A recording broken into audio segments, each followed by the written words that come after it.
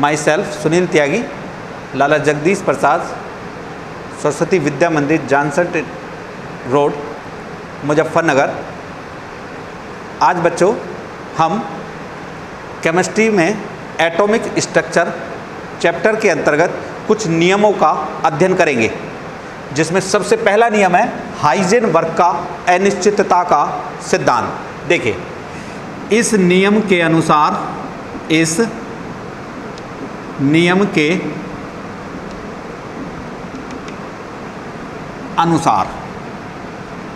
किसी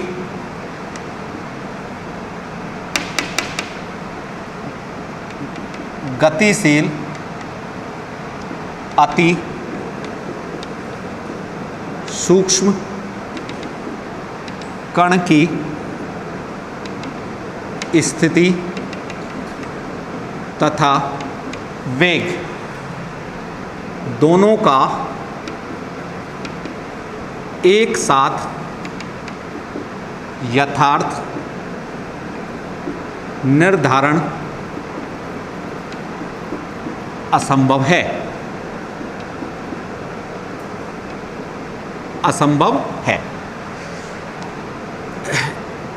इसे गणितीय रूप में निम्न प्रकार व्यक्त कर सकते हैं। Delta P into delta X greater than and equal to H upon 4 pi. अब देखिए, हमने लिखा कि इस नियम के अनुसार किसी गतिशील अति सूक्ष्म कण की स्थिति तथा वेग दोनों का एक साथ यथार्थ निर्धारण असंभव है। इस नियम को हम गणितीय रूप में किस प्रकार व्यक्त कर सकते हैं? Delta P into delta X greater than and equal H upon 4 पाई, जहां H क्या है? प्लांक स्थिरांक। कहने का मतलब क्या हुआ इस नियम के अनुसार कि किसी गतिशील अति सूक्ष्म कण के लिए संवेग की अनिश्चितता तथा स्थिति की अनिश्चितता का गुणनफल H अपॉन 4 पाई से या तो बड़ा होगा या इक्वल होगा। ये हो गया आपका हाइजेनबर्ग का अनिश्चितता का सिद्धांत। पहला नियम समझ में आ गया होगा। सेकंड नियम है पाउली का अपवर्जन नियम। बहुत इंपॉर्टेंट नियम है बेटा, 11th क्लास के लिए बहुत ज़्यादा इंपॉर्टेंट नियम है पाउली का अपवर्जन नियम। क्या नियम है? इस नियम के अनुसार देखिए, परमाणु में उपस्थित किन्हीं दो इलेक्ट्रॉनों के लिए चारों क्वांटम संख्याओं के मान कभी समान नहीं हो सकते हैं। देखिए, अब थोड़ा सा पीछे हटके मैं क्वांटम संख्या के बारे में पहले आपको बताऊंगा। क्वांटम संख्या 4 प्रकार की: मुख्य क्वांटम संख्या, द्विगुणीय क्वांटम संख्या, चुंबकीय क्वांटम संख्या और चक्रण क्वांटम संख्या। तो यहां पाउली का अपवर्जन नियम कहता है कि परमाणु में उपस्थित 2 इलेक्ट्रॉनों के लिए कभी भी चारों क्वांटम संख्याओं के मान समान नहीं हो सकते। यदि 3 क्वांटम संख्याओं के मान समान है तो चौथा मान अवश्य रूप से अलग अलग होगा। क्या मतलब हुआ? जैसे मैंने लिखा 1s2, इसमें 2 इलेक्ट्रॉन हैं, एक 1s1 और दूसरा हो गया 1s2। क्लियर बात? 1s1 और 1s2 इनके लिए 1s1 के लिए n का मान 1, l का मान 0, m का मान 0 और s का मान +1/2। दूसरा जो इलेक्ट्रॉन है 1s2, उसके लिए n का मान 1, l का मान 0, m का मान 0 और s का मान -1/2। अब यहां आप देखें 1s1 और 1s2 के लिए n का मान इक्वल हो गया, l का मान इक्वल हो गया, m का मान इक्वल हो गया, लेकिन एक इलेक्ट्रॉन के लिए s का मान +1/2 है और दूसरे इलेक्ट्रॉन के लिए s का मान -1/2 है। यहां इसको एक बात और देखते हैं, इसको अपवर्जन नियम क्यों कहते हैं? इस नियम को अपवर्जन नियम इसलिए कहते हैं क्योंकि यह सिद्ध करता है कि कभी भी चारों क्वांटम संख्या सेम होने पर दो इलेक्ट्रॉन नहीं हो सकते। एक इलेक्ट्रॉन के लिए कोई सी एक क्वांटम संख्या अवश्य भिन्न होगी और दूसरे क्वांटम संख्या के लिए कोई सी एक क्वांटम संख्या जरूर भिन्न होगी। लेकिन यह ध्यान रखेंगे कि यह s का मान ही भिन्न नहीं होगा।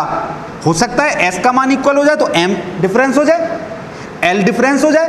कहने का मतलब चारों क्वांटम संख्याएं कभी भी समान नहीं होंगी, कोई सी ना कोई सी क्वांटम संख्या अवश्य भिन्न होगी। आगे चलें।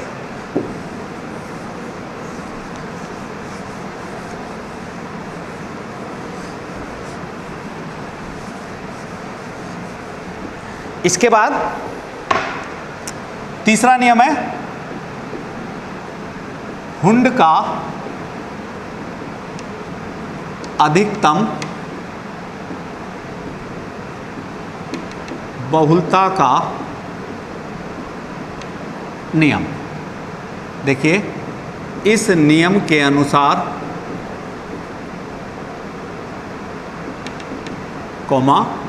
किसी उपकोष के ऑर्बिटलों में इलेक्ट्रॉनों का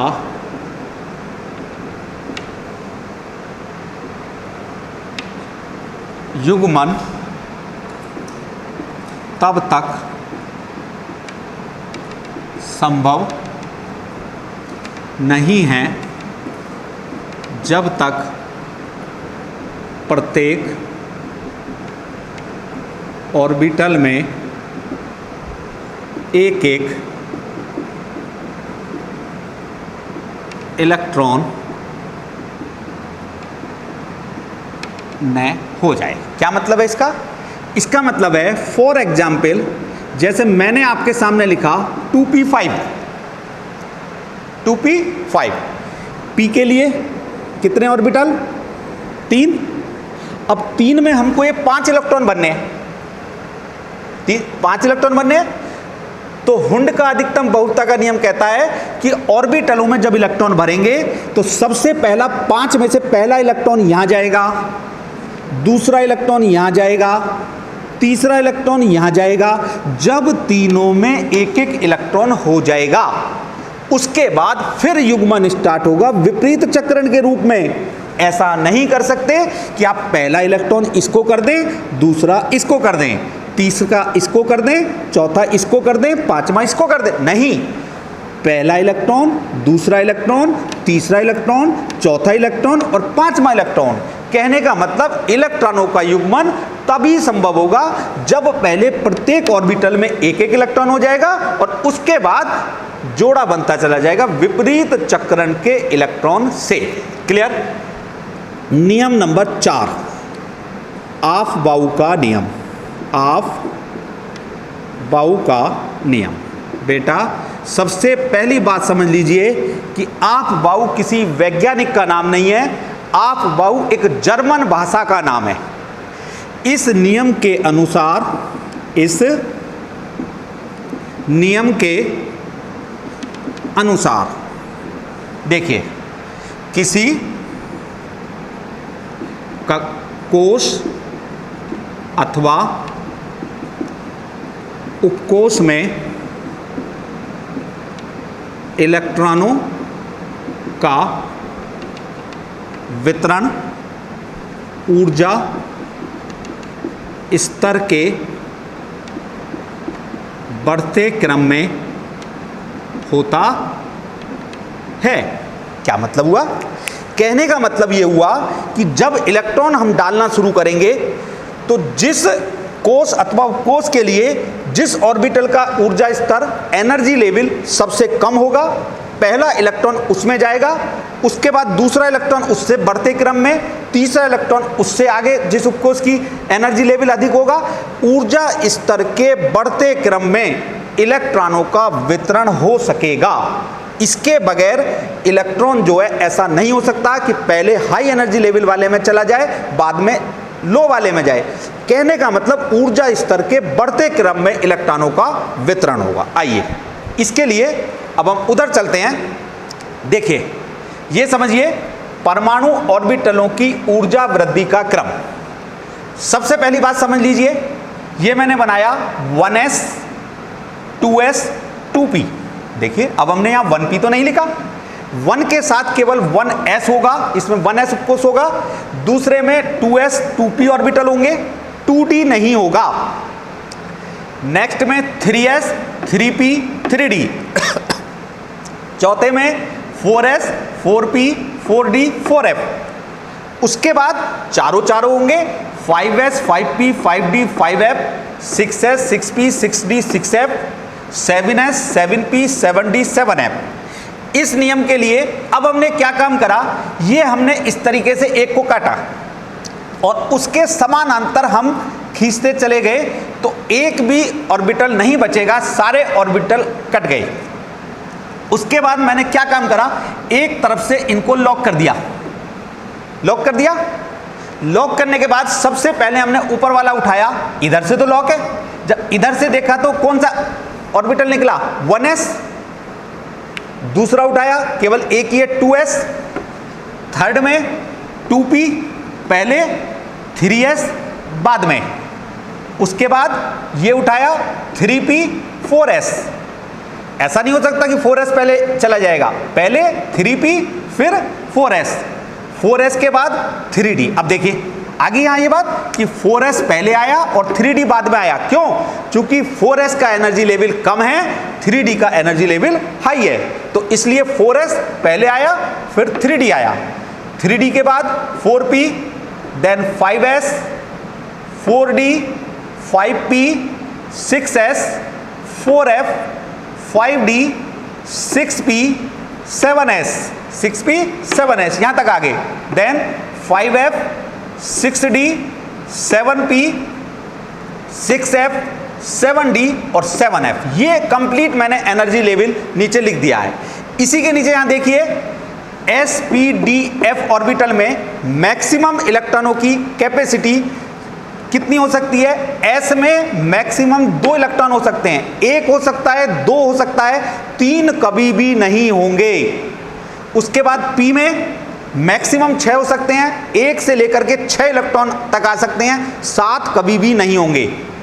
इसी प्रकार d में 1 से लेकर के 10 तक मैक्सिमम हो सकते हैं, 11 कभी नहीं होंगे, और f में 1 से लेकर के 14 तक हो सकते हैं, लेकिन 14 से ऊपर कभी भी इलेक्ट्रॉन नहीं होंगे। आइए इसके आधार पर अब मैं आपको इलेक्ट्रॉनों का वितरण बताता हूं। आपबाउ नियम से इलेक्ट्रॉनों का वितरण कैसे होगा, बहुत तत्वों के इलेक्ट्रॉनिक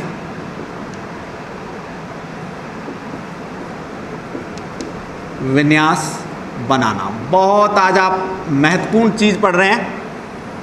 ये टॉपिक आज के बाद आप परमाणु क्रमांक 1 से लेकर के 108 तक के इलेक्ट्रॉनिक विन्यास इजीली लिख सकते हैं। मैं स्टार्ट करता हूं। सबसे पहले समझाने के लिए आपको नाइट्रोजन से शुरू कर देता हूं, उससे पहले आप नियम के तहत लिखते चले जाएंगे। N7, ये कितना है? N7।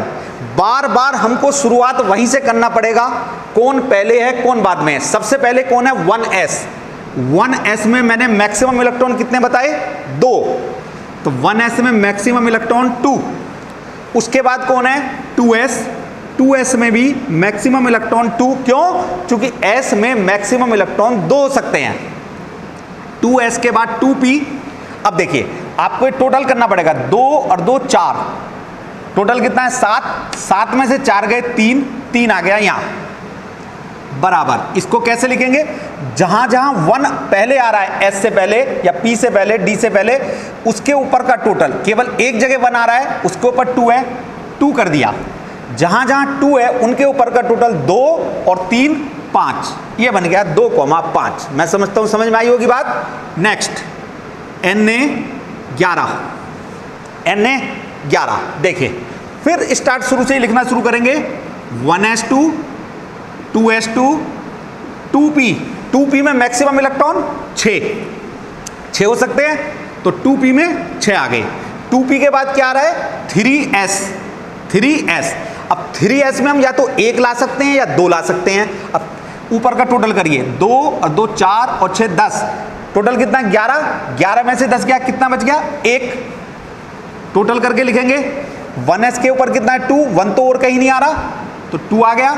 जहां जहां 2 आ रहा है पहले में उनके ऊपर का टोटल 2 और 6 8, जहां 3 आ रहा है, 3 एक जगह आ रहा है उसके ऊपर का टोटल 1, तो ये हो गया 2 8 1। मैं समझता हूं समझ में आ रही होगी बात। उसके बाद मैंने कहा S16, चलिए फिर शुरू से लिख करके लाएंगे।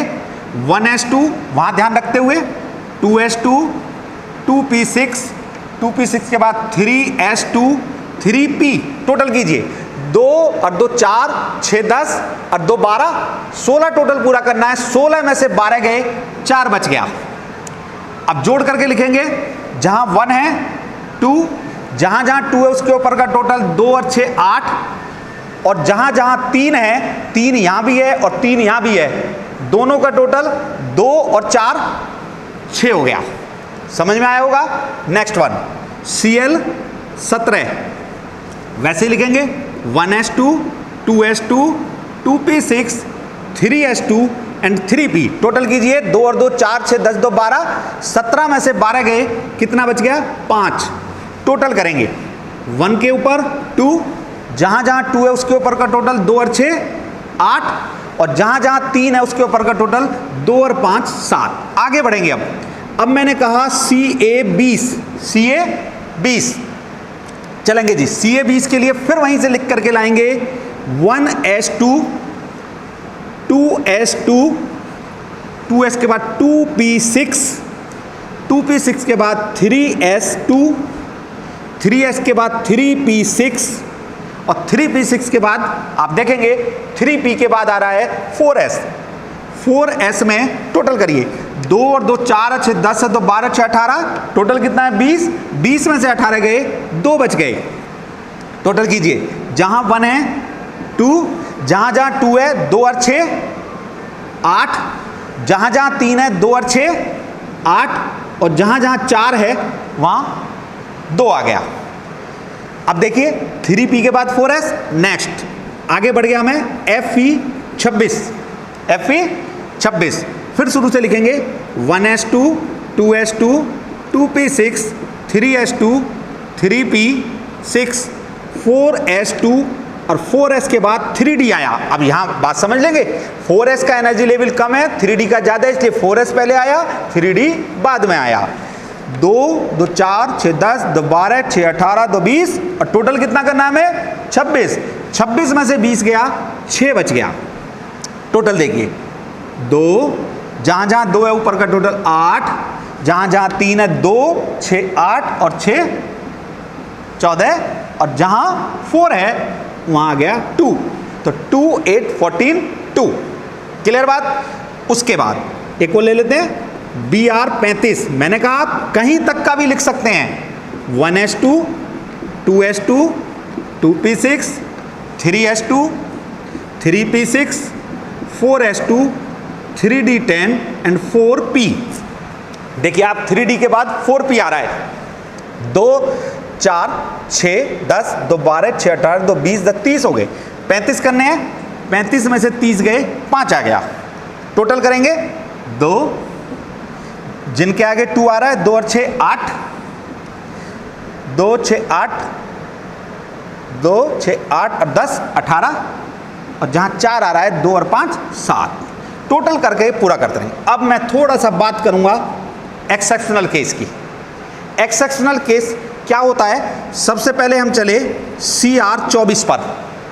CR24 देखिए 1s2 2s2 2p6 3s2 3p6 4s2 and 3d जोड़िए, 2 और 2 4 6 10 है 2 12 6 18 2 20, कितना आना चाहिए 24 में से 20 गए 4, लेकिन ध्यान रखेंगे डी में कभी भी 4 या 9 इलेक्ट्रॉन नहीं होंगे।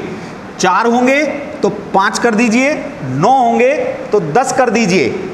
उससे पहले कंप्लीट करने के लिए जहां S होगा उसमें 2 की जगह 1 कर दें, जोड़ करके 2 8 13 1।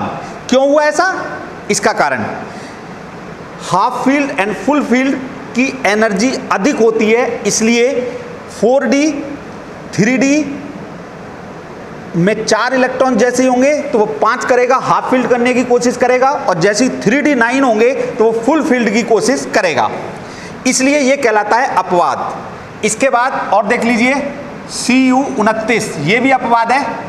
कैसे, 1s2 2s2 2p6 3s2 3p6 यहां तक पहुंच गए। उसके बाद मैं 4s पहले 2 ही लिखूंगा, उसके बाद 3d में कितने इलेक्ट्रॉन आएंगे, 4 6 10 2 12 6 18 2 20, 29 में से 20 के 9। अभी मैंने क्या बताया, डी में कभी भी 4 या 9 इलेक्ट्रॉन नहीं होंगे, 9 होंगे तो इसको 10 कर देंगे, और इससे पहले जो s होगा उसमें 1 कर देंगे। जोड़ के लिखा 2 2 और 6 8, 2 और 6 8 10 18 और 1। ये एक्सेप्शनल केस है। अब एक हायर एक्सेप्शनल केस देखेंगे। मैंने कहा AG 47 लिखिए, ये भी एक्सेप्शनल केस है। कैसे लिखेंगे, 1s2 2s2 2p6 3s2 3p6 3p के बाद 4s आ गया, 4s2 के बाद 3d 10, 3d 10 के बाद 4p6 5s2 एंड 5s के बाद 4d। अब जोड़िए, 2 और 2 4 6 10 2 12 6 18 2 20 10 30 36 2 38 38 हो गए। 47 में से 38 घटाए 9 आ गया। मैंने कहा 9 या 4 कभी नहीं होंगे, 10 कर देंगे, और इससे पहले जो है उसको 1 कर देंगे। जोड़ के लिखेंगे 2, जहां जहां 2 है उसके ऊपर का टोटल 2 और 6 8, जहां जहां 3 है देखिए 2 6 8 और एक 3d आए 8 और 10 18। उसके बाद जहां जहां 4 है 2 6 8 और 10 18, और जहां 5 है वहां 1। तो ये हो गया एक्सेप्शनल केस का उदाहरण।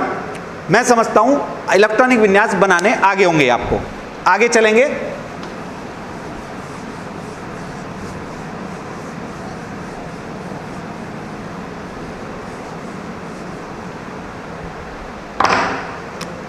हाँ, क्वांटम संख्या ज्ञात करना बहुत इंपॉर्टेंट टॉपिक है। अक्सर पेपर में क्वेश्चन आएगा ही आएगा। किसी भी पर्टिकुलर इलेक्ट्रॉन के लिए चारों क्वांटम संख्याएं ज्ञात करना।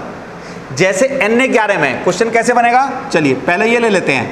Cl17 के अंतिम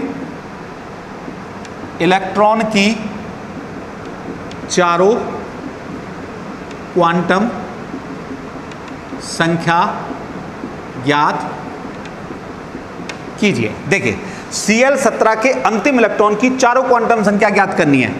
Cl17 2 8 7 अभी सिखाए हैं आपको, 2s2 2p6 3s2 and 3p5। आखिरी इलेक्ट्रॉन कहाँ है, 3p5 में। 3p5 में आखिरी इलेक्ट्रॉन है। इसके लिए n l m s के चारों मान ज्ञात करने हैं। देखिए जब हम n का मान निकालेंगे तो कहने का मतलब 3p5 में यदि 5वां इलेक्ट्रॉन आखिरी इलेक्ट्रॉन है तो इसके पहले का जो नंबर है वो कहलाएगा n का मान। n का मान कहलाएगा, n का मान हो गया 3। अब चले हम l के मान के लिए। l का मान, अब हम यहाँ टेबल पे आएंगे, जरा टेबल पे देखेंगे जहाँ इधर l का मान, s के लिए l का मान 0, p के लिए l का मान 1, d के लिए l का मान 2, f के लिए l का मान 3। तो यहां इलेक्ट्रॉन किस में, p में, तो p के लिए l का मान कितना है 1 हो गया ना, तो l का मान हो गया 1। अब चले m के लिए, m के कुल कितने मान होंगे p के लिए, तीन होंगे। तो हमने जो है 3 ऑर्बिटल बना लिए, एक ये 3 ऑर्बिटल बना लिए। अब इनके नीचे नंबरिंग करनी है, एल के मान में माइनस लगाएं, यहां एक अंक और बढ़ाएं 0, एक और बढ़ाएं +1। ये m के टोटल मान हो गए, जो 3 मान p के लिए आए हैं उनकी नंबरिंग -1 0 एंड +1। इसमें इलेक्ट्रॉन कितने बनने हैं? 5। पहला इलेक्ट्रॉन, दूसरा इलेक्ट्रॉन, तीसरा इलेक्ट्रॉन, चौथा इलेक्ट्रॉन और 5वां इलेक्ट्रॉन। 5वां इलेक्ट्रॉन ये है, इसके नीचे का नंबर क्या है? m। क्लियर? और उसके बाद s का मान, यदि ये आखिरी इलेक्ट्रॉन जोड़े में तो -1/2, और यदि अकेला है तो +1/2 हो जाएगा। यदि आखिरी इलेक्ट्रॉन अकेला है तो +1/2 और जोड़े में है तो -1/2 हो जाएगा। इसी प्रकार दूसरा मैं कहता हूं Sc21 के लिए, Sc21 के लिए देखिए, Sc21 2 8 9 2, distribution 1s2 2s2 2p6 3s2 3p6 4s2 and 3d1। ठीक है जी। तो आखिरी इलेक्ट्रॉन कहां है? ये रहा। तो इसके लिए n का मान कितना है? 3। l का मान कितना है इसके लिए? टेबल में पूछिए, टेबल में देखिए d के लिए l का मान कितना है? 2। तो l का मान हो गया 2। टेबल में m के मान कितने हैं टोटल? 5। तो 5 ऑर्बिटल बना लेंगे हम। l के मान में माइनस लगाइए, फिर एक अंक, फिर 0, फिर 1 एंड फिर +2। इलेक्ट्रॉन कितने हैं? 1। ये आ गया। इसके नीचे का नंबर m का मान -2 और s का मान हो जाएगा, चूंकि अकेला है इस बार, +1/2। यहां तक कोई दिक्कत हो? कोई नहीं।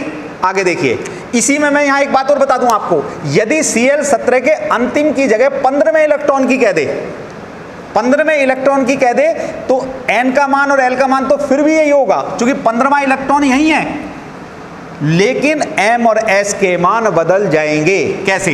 15वां इलेक्ट्रॉन देखें, 2 और 2 4 6 10 2 12 13, ये 14 और ये 15 इलेक्ट्रॉन ये है। इसके लिए m का मान +1 और s का मान अकेला होने के कारण +1/2 हो जाएगा। क्लियर? इसके बाद एक और समझिए जरा, 3 एग्जाम्पल से एकदम मैं समझता हूं टॉपिक क्लियर होगा आपको। देखिए, एक मैंने कहा Fe26 के अंतिम इलेक्ट्रॉन, चलिए जी, Fe26 1s2 2s2 2p6 3s2 3p6 4s2 and 3d6। आखिरी इलेक्ट्रॉन ये रहा। इसके लिए n का मान 3, d से पहले n का मान, l का मान d के लिए टेबल में देखे, l का मान कितना है d के लिए? 2। तो l का मान हो गया 2। m के लिए बढ़ेंगे, d के लिए कितने ऑर्बिटल? 5। l का मान 2 है, -2 -1 0 +1 एंड +2। इलेक्ट्रॉन कितने हैं? 6 1 2 3 4 5 एंड 6। m का मान कितना हो गया?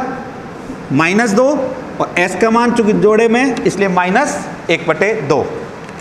क्लियर? एक टॉपिक और लेते हैं अभी।